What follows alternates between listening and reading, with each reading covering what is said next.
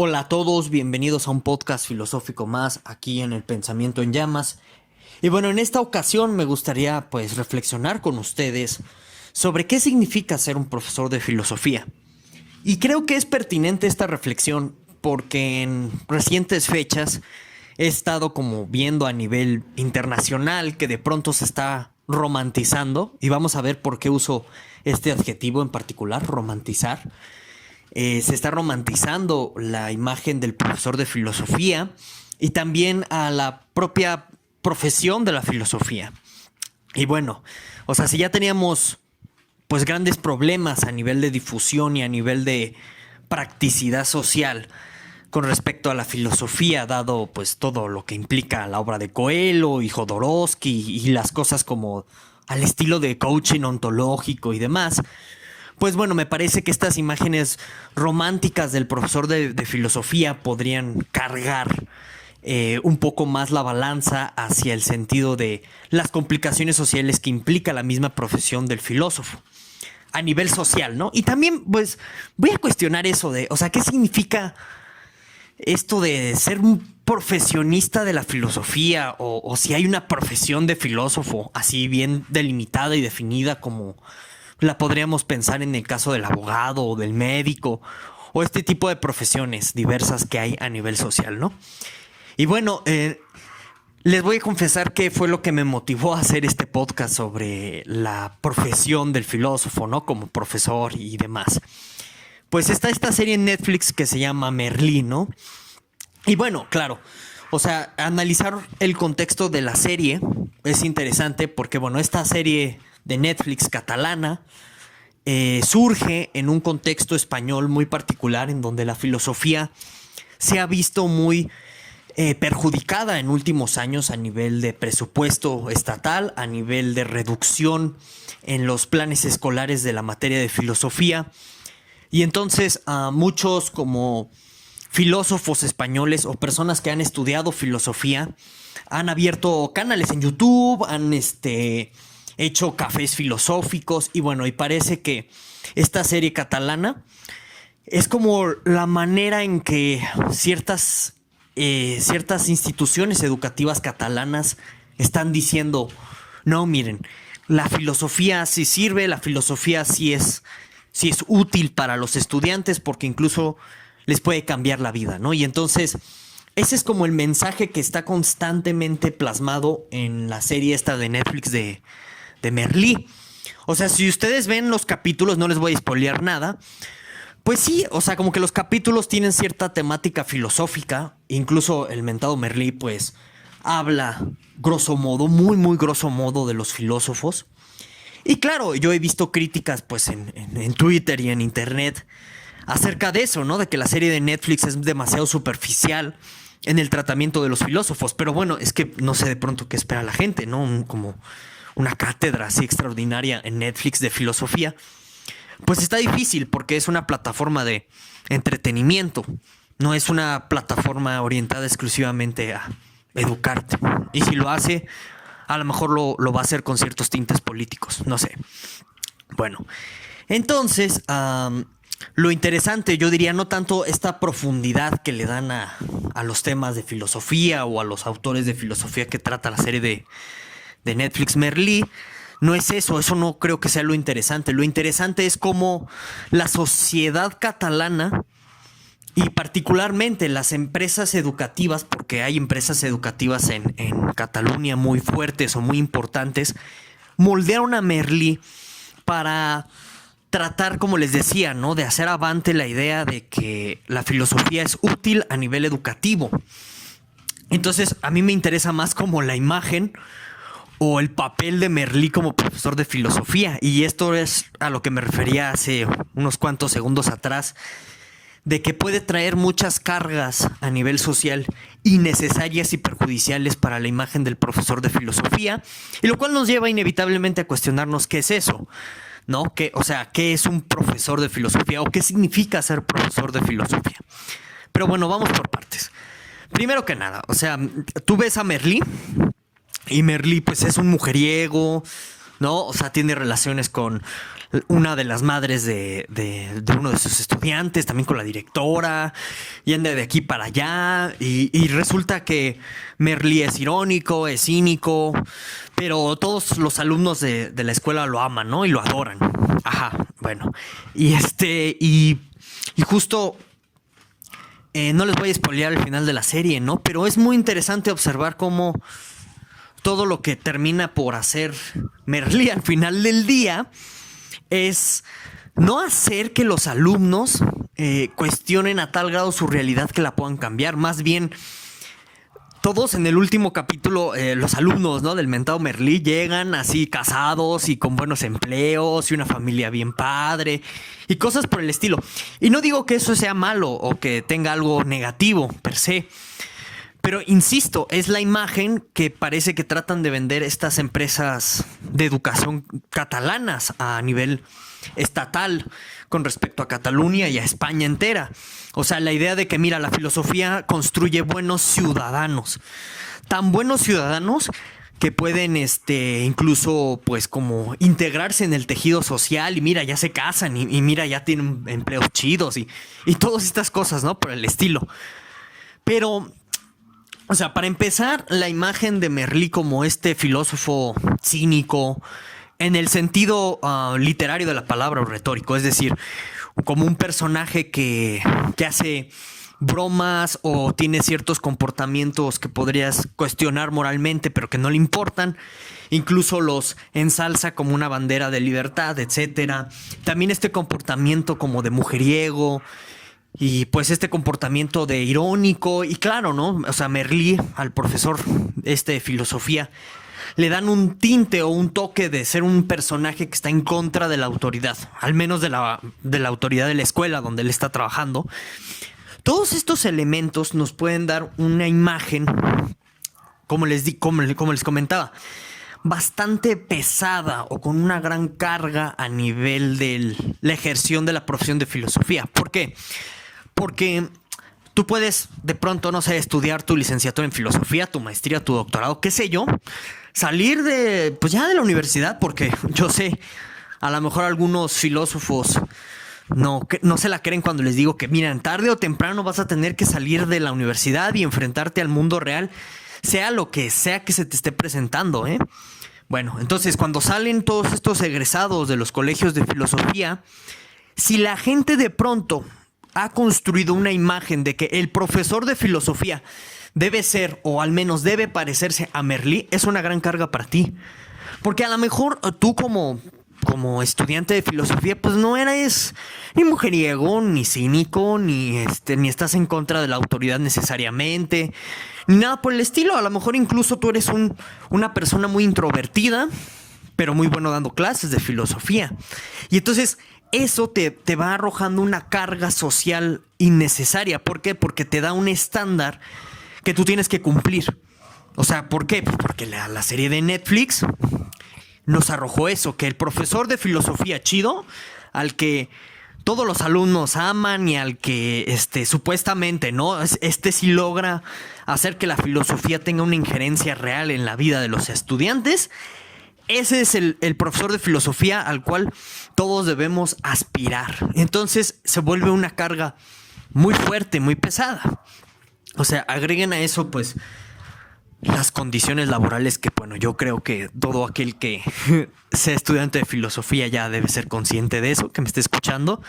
Agreguen a eso el hecho de que hay una condición laboral para el filósofo profundamente desfavorable. O sea, no, salvo que... No, bueno, y no, incluso en la academia, o sea, también es desfavorable. Y por muchos sentidos, pero creo que ese no es tema del podcast, ¿no? Después les haré un podcast sobre si, por ejemplo, en términos de situación laboral conviene que tú te quedes toda la vida estudiando en tu universidad para ganar pues un sueldo, no vamos a decir deplorable ni mísero, pero un sueldo que como a lo mejor como investigador o como profesor de tu universidad es muy bajo, dado todos los años que invertiste estudiando y todo lo que eso implicó, ¿no? Formación en idiomas, compra de libros, a lo mejor viajes a conferencias, etcétera. Bueno, ese es otro tema. Pero como les digo, entonces tienes la situación económica desfavorable. Luego tienes el tema de Merlí, que arroja o nos da una imagen que les digo que puede convertirse en un estándar muy desfavorable para muchos, porque no todos somos ni mujeriegos, ni estamos en contra de la autoridad necesariamente, ni cínicos, ni irónicos, ni nada por el estilo, ¿de acuerdo? Pero bueno, entonces da todo ese tipo de imaginarios. Ahora, entonces surgiría aquí una pregunta que es realmente, aunque no lo pueda parecer de pronto, el tema central de este podcast, que es ¿qué significa ser un profesor de filosofía? Porque vamos, o sea, también no hay que satanizar de todo a estas empresas educativas catalanas que se asociaron con Netflix para pues diseñar la serie de Merlí. No, ¿por qué? Pues porque como les digo, España tiene una situación muy adversa respecto a la filosofía y su situación educativa.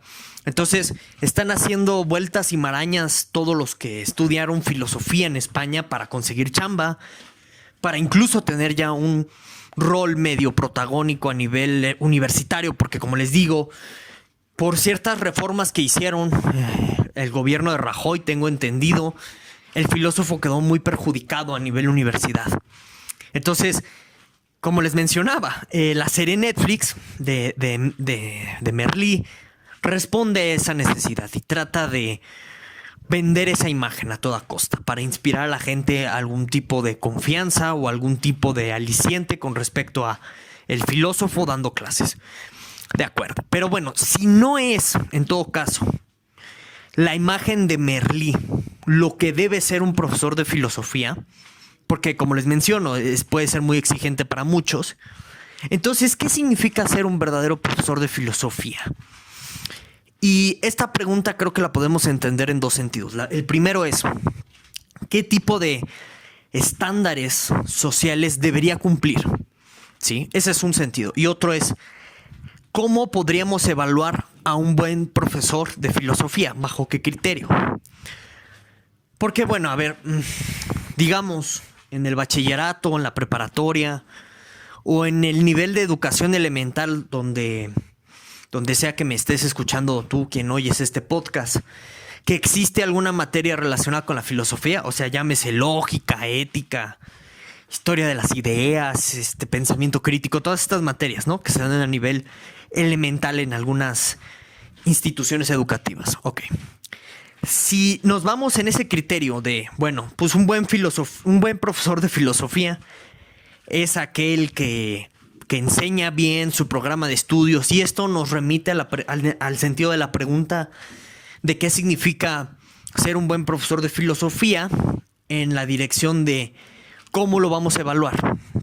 Entonces, por un lado podrías tú de pronto decir, no, pues sabes que un buen profesor de filosofía lo vamos a poder evaluar como un buen profesor siempre que cumpla todo el plan de estudios. Y entonces, no sé, inicia su curso con ciertos temas y logra concluirlos todos tal y como marca su plan de estudios, tal y como marca su temario. Ese es un criterio.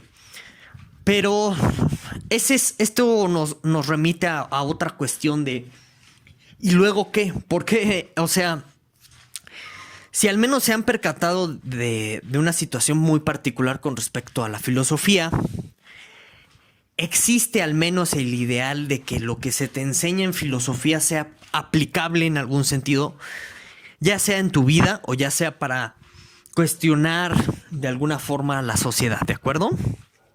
Entonces, si tú te basas en nada más en el hecho de que, bueno, un buen profesor de filosofía es aquel que te evalúa conforme a, bueno, más bien que nosotros vamos a evaluar a un buen profesor de filosofía conforme a si da todo su temario completo o no, y nada más eso, entonces es un criterio muy deficiente, porque les digo, parece que debemos incluir esta parte de la aplicación social, es decir, si el filósofo nos enseña a nivel preparatoria como profesor a aplicar todo lo que nos proporciona en una clase a nuestra vida y a nuestro contexto social.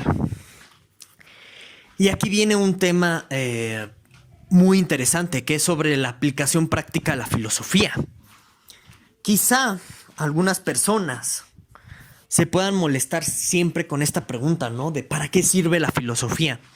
O sea, a mí me ha tocado muchas veces tener discusiones, pues un tanto vamos a llamarlas erizas, cuando sale a colación esta pregunta de, bueno, ¿y tú, lo que tú haces, para qué sirve?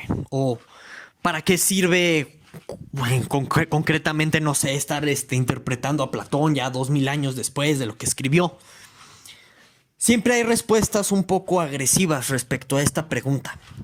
Y es lógico y tiene mucho sentido porque, de nuevo, el contexto del filósofo es adverso a nivel laboral. Desde que decide estudiar filosofía en la casa, le están preguntando eso. Bueno, ¿y eso que vas a estudiar para qué sirve? Y siempre hay una insinuación de que a lo mejor lo que estás estudiando no te va a dar de comer. Y quien estudia filosofía se tiene que enfrentar a todos esos problemas y tiene que salir avante de esos cuestionamientos, ya sea ignorándolos, ya sea contándose un cuento particular, como, no sé, es que a lo mejor yo hago la revolución, ¿no?, sociocultural con leer a Marx, algo así por el estilo. Entonces, les digo, la pregunta de la practicidad de la filosofía, o para qué sirve la filosofía, pues siempre está presente ahí, aunque no la queramos y aunque la desdeñemos, aparece justo en estos temas de, bueno, ¿cómo sabemos si un profesor de filosofía le está enseñando a un alumno a aplicar todo lo que le está enseñando en el aula, en la clase, qué sé yo? Y aquí viene un comentario que en alguna ocasión yo, platicando con otro profesor de filosofía, fue muy franco, la verdad, y se lo reconozco. Que bueno, a lo mejor muchos profesores de filosofía no llegan a enseñar esa parte de la aplicación de los conocimientos teóricos que están enseñando, porque simplemente no saben ni ellos cómo aplicarlo ni en sus vidas ni en su contexto social. Y entonces, pues, esa es verdaderamente la cuestión. O sea, saber si el profesor de filosofía que te esté dando clase sabe o no cómo aplicar todo lo que te enseña de tal forma que a ti también te lo enseñe. Porque vamos, o sea, como que de manera indirecta se presupone, o al menos eso se cree, que la filosofía te hace crítico. Pero, o sea, este comentario a lo mejor es meramente subjetivo y está bien, lo acepto como tal. Pero a veces en filosofía hay sectas, así tal cual, ¿eh? Sectas en torno a pensadores, o sea, y los puedes ir clasificando, ¿no? Mira, ahí va la secta de los quainianos, que pues todo lo que dice Quine es chido, es correcto y vámonos, ¿no? Incluso, ¿no?, yo que soy wittgensteiniano, al menos así me asumo, pues está la secta de Wittgenstein, ¿no? Y todo lo que dice Wittgenstein está bien y es correcto y no se le cuestiona. Y así nos vamos. Eso es muy común en las facultades o en los departamentos de filosofía, el que tú te encuentres sectas. Entonces, como que de pronto presuponer que, bueno, el mero hecho de enseñar filosofía te hace crítico, no parece aplicarse siempre, ¿no? Ok. Ahora, pues también está la cuestión del coaching ontológico. O sea, yo en la facultad tuve un profesor que estudiaba filosofía estoica y daba charlas sobre superación de superación profesional y de superación personal a empleados de empresas, ¿no? Y ahí siempre el cuestionamiento ético es, oye, pero que no lo que estás haciendo es como enajenar e ideologizar a los empleados para que acepten de buena gana la explotación laboral con la filosofía estoica. Y parece que este profesor del que les hablo, sí lo hacía e incluso él lo confesaba, pero pues le valía, ¿no? Porque le redituaba económicamente. Entonces, siempre está esa cuestión también de si lo que estás enseñando no va a terminar sirviendo para otros ejes o instituciones de explotación o estructuras de explotación o de control. Siempre está como presente esa espinita. Y por eso yo les comentaba hace rato, pues el curioso final de la serie de Merlí, porque a pesar de que, como les comentaba, ¿no?, dado el contexto de la situación de la filosofía en España, se intenta vender la idea de que el profesor de filosofía es chido con Merlí, pues el final de la serie es muy curioso porque apunta a que ahí en el caso de Merlí se utilizó a la filosofía para reincorporar o reintegrar o readaptar a alumnos que parecían indisciplinados y en contra del orden social a ese mismo orden social, ¿no? Y por eso terminan en el último capítulo de la serie todos casados o todos con parejas o todos con buenos empleos. Ese es el síntoma de la reinserción social chida y de la que todos terminan cooperando, y entonces en ese sentido dices, mira, al final del día parece que Merlí tuvo una función ideologizante, ¿sí? Y entonces, por eso les comento la pregunta de cómo vamos a aplicar todo lo que sabemos de filosofía. Tiene que en algún sentido ser respondida de manera explícita. No se vale presuponer que ya de facto por ser filosofía ya te va a ser crítico, ¿no? O sea, de facto por leer algún libro de filosofía tú ya eres crítico. Eso no se vale. Tampoco se vale el hecho de que por la simple razón de ir a una clase de filosofía tú ya eres crítico. O por ser profesor de filosofía tú también lo eres, ¿sí?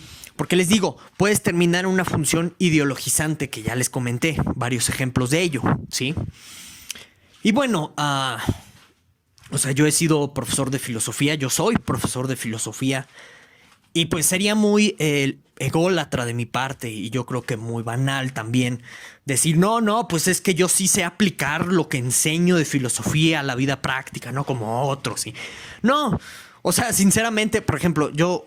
No, en el curso de filosofía del lenguaje que estoy dando, pues sí es muy teórico de pronto y a lo mejor trato de explicar ciertas cosas de la mejor manera posible para que todo el mundo lo pueda comprender.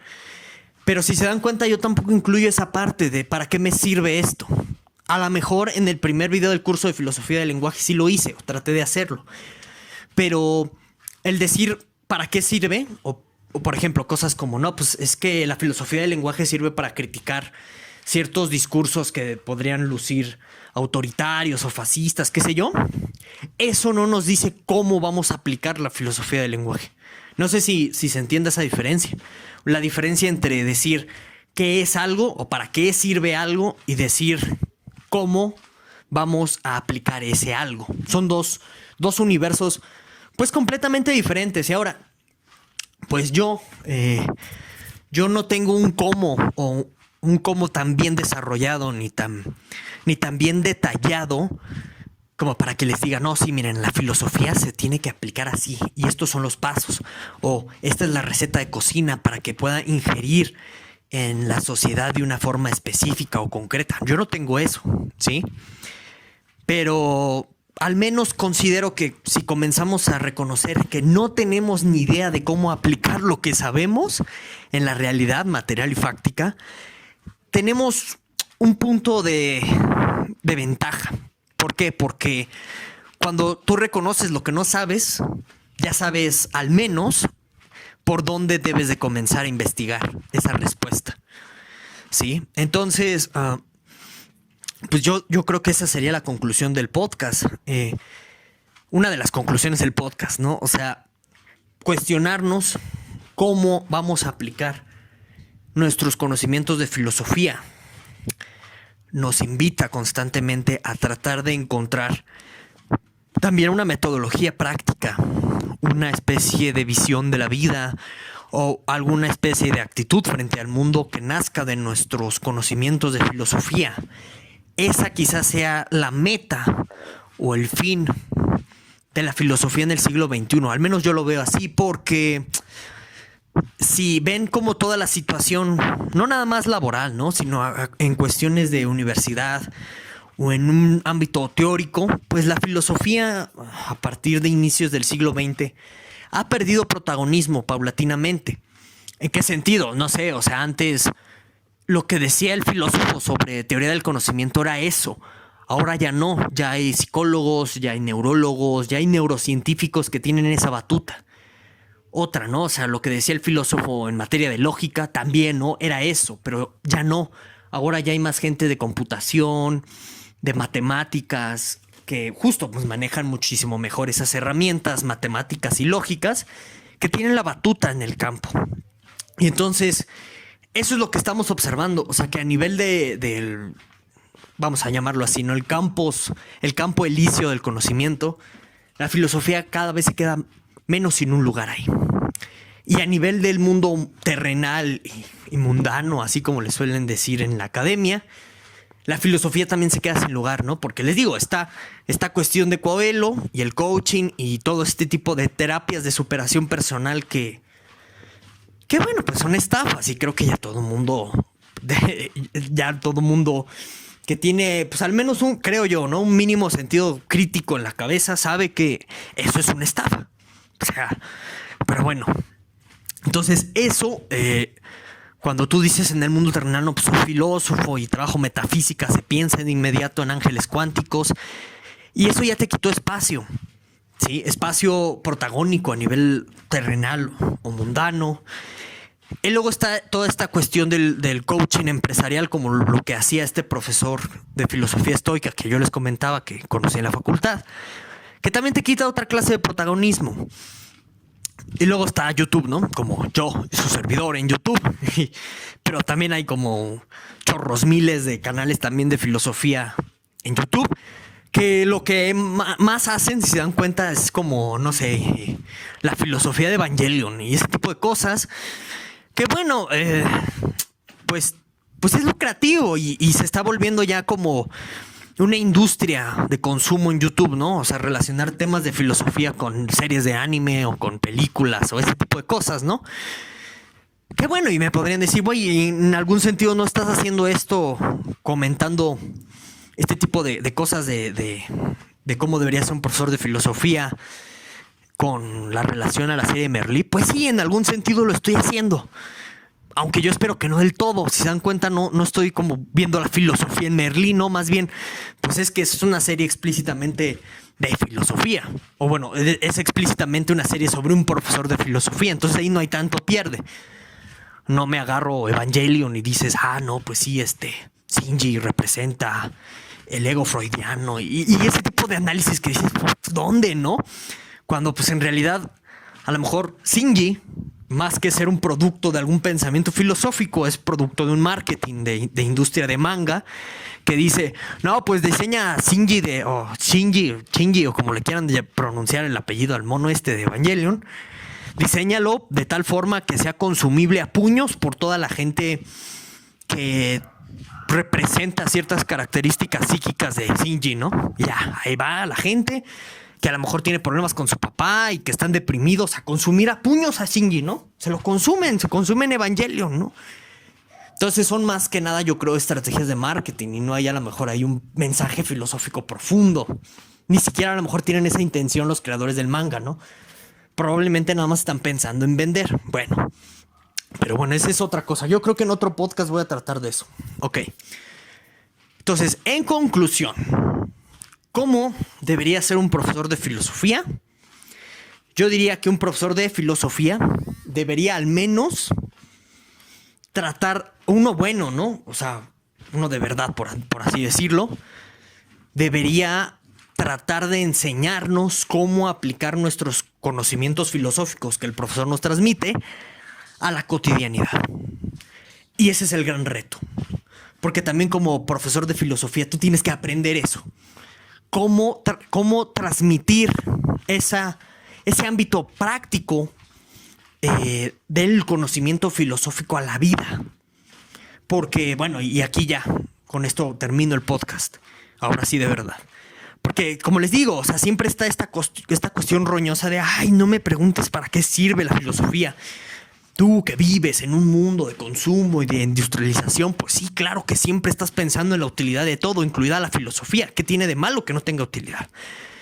Más allá de si es o no parte de la filosofía de un mundo de consumo, o si tú tratas de meterlo a ese mundo de consumo, el mundo terrenal, el mundo mundano sigue ahí y en ese te mueves. O sea, en algún punto te vas a tener que salir de la abstracción y de la especulación así de no sé cuántos ángeles caben en la punta de un alfiler para llegar al mundo real, al mundo material que tienes ahí afuera. Tienes que llegar ahí, por esto es importante la pregunta por la utilidad. ¿Cómo nos vamos a mover en el mundo con la filosofía? Por eso es importante. Y bueno, pues ya, hasta aquí termino el podcast. Espero que les haya gustado. Y bueno, pues ahí nos vemos.